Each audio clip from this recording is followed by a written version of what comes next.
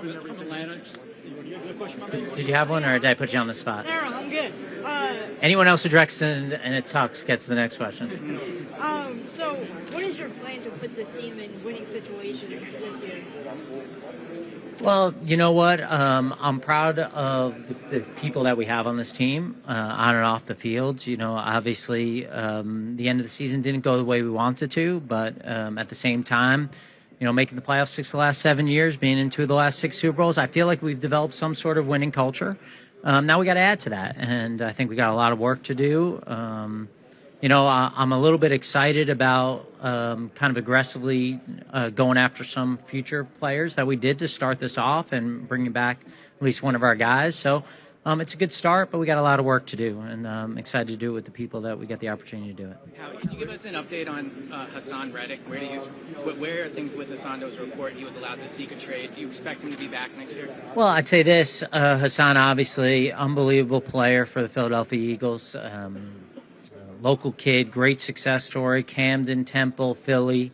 Love having Haason. I think that, you know, anything that you're trying to do, you're trying to blend, obviously, what you're trying to do this year and how you're going to look in the future. And I think that's the hardest job. But certainly, you know, don't want to get into any specifics with any conversations with players, but have tremendous respect for the player and the person. With him, what's the best case scenario? I think honest communication is the best case scenario with all your players, and understanding where you stand and not being afraid to have open doors of communication and hearing where they feel and where we feel. He had the initial conversation. From Atlanta. You remember the first time you ever met Kirby, your initial reaction visiting with him, and what makes he and his coaching staff so successful in preparing their guys for the league? Yeah, well, I think when you talk about Kirby and you talk about the experiences he had that led him to Georgia, I mean, phenomenal experiences, history of winning, and then he's got a culture down there, working and mentality, and obviously that travels on both sides of the ball. And you watch our defensive guys, and they're prepared to work. You know, they're not looking for any half-ass ways of doing things. They're looking to work hard and to win and compete, and that's because of the culture he set. How much does this affect your plans when it comes to the draft and the offseason? You feel like you have to start looking more ahead now because of the uncertainty there? Yeah, I'd say it's obviously, you know, it's always a position that we're evaluating, we're looking at. So I don't think that anything's changed in terms of that. You know, it's our job to make sure we're prepared for any eventuality at any position.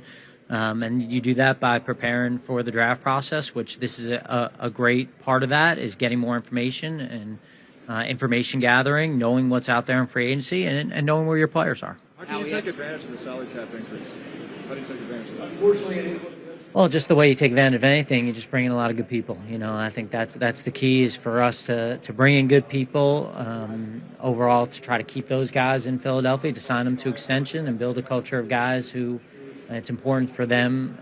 The team's important, the city's important for them, and I think we got a good start on that. How much does it change? You said you don't want to overreact to an aberration. As you analyze it, do you view the last few weeks as an aberration? You know, I don't know that I think about it other than how do we improve? You know, how do we get better as quickly as we can? How do we put our resources in the right position? How do we make good decisions after good decisions?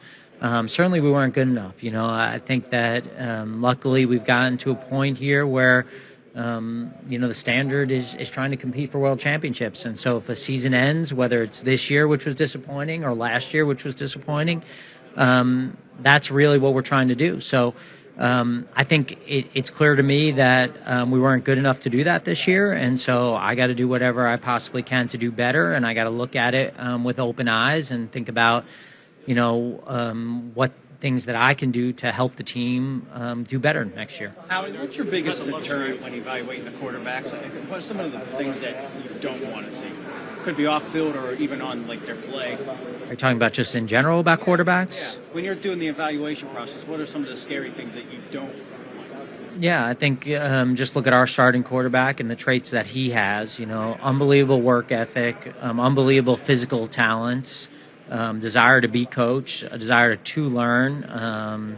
You know, off the field, all he wants to do is work and be with family and friends. And so I think it's a lot of the things that you'd look for, in any leader, in any organization, to have these kind of traits. And obviously there are physical parts of that go with accuracy and anticipation and being able to extend plays and being able to make every throw. You've had the luxury in recent years of not needing your rookies to play a ton right away, but are there ways in which that sort of complicates the self-scouting, self-evaluation process? I think when we look back, and Coach and I talk about it a little bit, it's okay to play some young players. It's okay for them to get experience and kind of see what you have. Based on where some of our guys were, they had the ability to sit back and learn a little bit because of the situations that we were in. I think going forward, it's going to be harder to do that. Obviously, just as you look at our team and who is making a lot of money, and we had a little bit of extra picks over the last couple of years. So I think that for us to play our young players, to develop them, I think that's something that Coach and I have talked about, to not be afraid of. That's why you draft them. That's why you sign them. And so you have that, and you'll have a depth chart where they'll be a little bit uncomfortable about, this guy necessarily hasn't shown it, but we believe in this player. And so I think that'll be an area for us to kind of maybe grow on and I don't want to say improve because we had good players at those positions, but that's exciting, I think, in a lot of ways. Howie, when it comes to the cap, I'll come. When you look at upgrading defense, like what's your top priority as a the biggest offseason need there? Yeah, I think that, again, I think going back to the question, I think you want to improve every area, every layer of your team. Certainly, I think when we look back at last offseason, we made a conscious decision to kind of put a little bit more resources onto the offensive side, knew that we'd lose some good players on defense. I think looking back, certainly miss some of those guys. That starts with me and making those decisions. And so I don't think there's an area that, we wouldn't, be open to addressing. Now, if you look at our defense and you're just kind of honest with it, well, we have a lot of young players at defense tackle, right? So is that as big a priority as other areas, just being honest? Probably not. But that's also an important position. So we're also not going to be in a position where we're going to turn down a guy because the resources are already there because we believe in the D-line so much. Howie, when you look at Howie, I'm gonna come, I promise. What do you think of the job that Shane Steichen did in his first year in Indianapolis? And if, so far, any areas of growth from... Are you a Colts writer? Yes. Okay, that gives me perspective. It's funny because last year at the Combine, Shane's room was on the same floor as mine, and like 3 times I was trying to see him. I hadn't seen him since the Super Bowl. And he texted me, he's like, I got something for you. So I'm sitting there, I'm going, this guy's going to give me a great present. He's so happy of the players we got him. He's got this head coaching job and head coaching money. And so, I'm thinking in my mind, I'm like, is he getting me a watch? Is he getting me freaking sneakers? All the things I like. And he's like, bro, I have this green sport jacket. I'm like, we have nothing similar in terms of body types, you and I, bro. I can't even wear this. So I actually just gave it to Nick. So, which probably different body types too. So I think that, Shane has this savant-like approach to football. He's all ball all the time. Any conversation you want to talk to him about football, about players, he's there. If you want to talk to him about current events, he'll kind of give you that, what? But I think that's what makes him such a great coach is because he's always working on things. He's got tremendous confidence in his knowledge and his ability, and I certainly think the Colts are lucky to have him. I'm going to come, I promise. How do you view Nolan Smith heading into 2 years?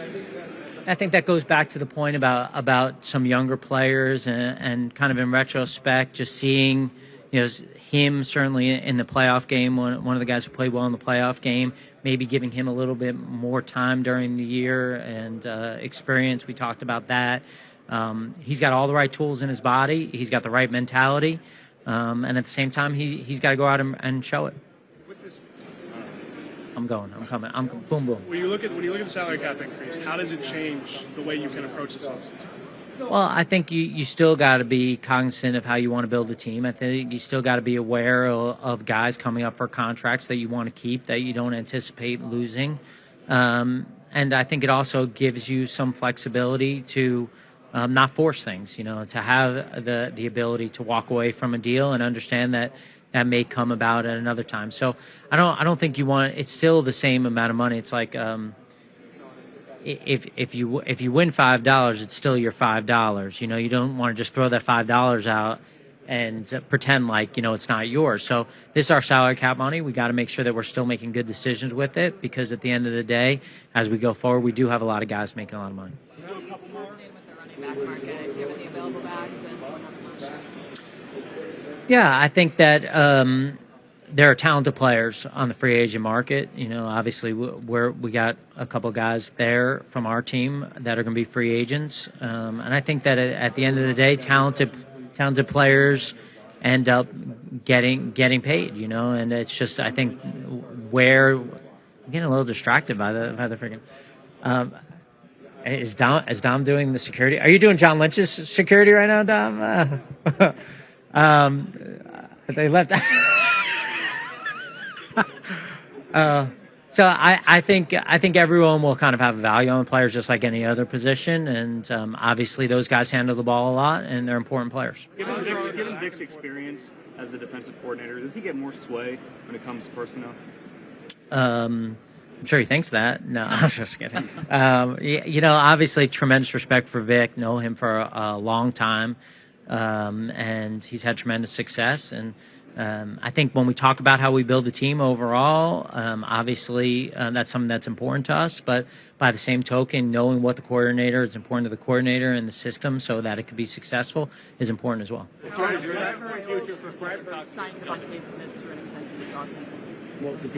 big of a priority is the sign by extension? Well, Devontae's an incredible person, an incredible player, obviously homegrown, young guy. Without getting into specifics, those aren't guys that you really want to leave. What's your understanding of the future for Kelsey and Fletcher? Obviously, those guys, unbelievable players, unbelievable people, and they deserve the right to decide what's best for them. And, we'll wait and give them whatever time and space they need to make the right decisions. And I think the important thing from our perspective is you'd never want to see them wearing different colors. And I think for us, no matter when that is, if they want the opportunity to come back, we'd want to have the opportunity to bring them back. Bradbury's under contract for $9 million guaranteed. He played some slot last year. Do you guys view him more as a slot as he gets older, or still an outside guy? I think he's an outside guy. I think when you look at the skill set there, I think that that was one of the positions that as we got into the summer, we kind of knew we needed some depth there. We gave some guys opportunities to do it. I got to do a better job of bringing in more guys to be able to play that position. I think that's one area that kind of you felt like in August maybe we needed to add, so we tried some guys. But when you look at JB and his history and his success as an outside corner, to ask him to do something, which is really a different position, is hard. And he remains part of your plans? Yeah, he's under contract, part of our plans. All right.